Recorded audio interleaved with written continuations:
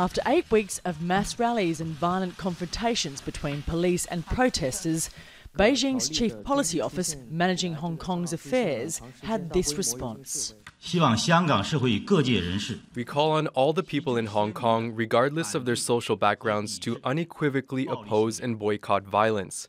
The recent developments, especially the acts of violence by a small number of radical elements, have seriously undermined the broad interests of Hong Kong for prosperity and stability. This is the first time China's State Council has responded to the demonstrations, prompted originally by a proposed new extradition law.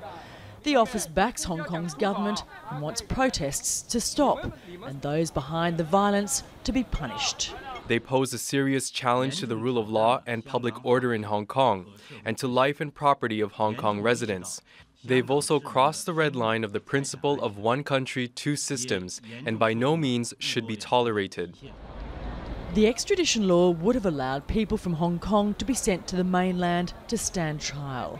That bill has been suspended.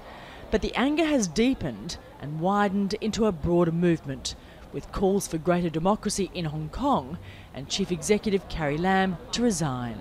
The State Council have the right to appoint and dismiss the Chief Executive, and the State Council had just refused to do so. That means that, of course, we are very disappointed, and also it means that the State Council refused to acknowledge what is happening in Hong Kong and what is the root cause of all the whole extradition bill campaign and what Hong Kong people need.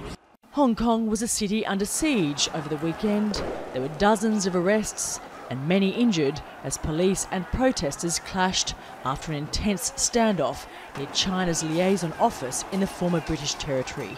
Despite calls to abandon the protests, pro-democracy groups are defiant and refusing to withdraw their demands. This week there are more rallies planned. Parts of the city's train system will be on strike on Tuesday, and pro-democracy groups are holding demonstrations on Friday and over the weekend. It's a deepening political crisis that's yet to be resolved. Clarke, Al Jazeera, Hong Kong.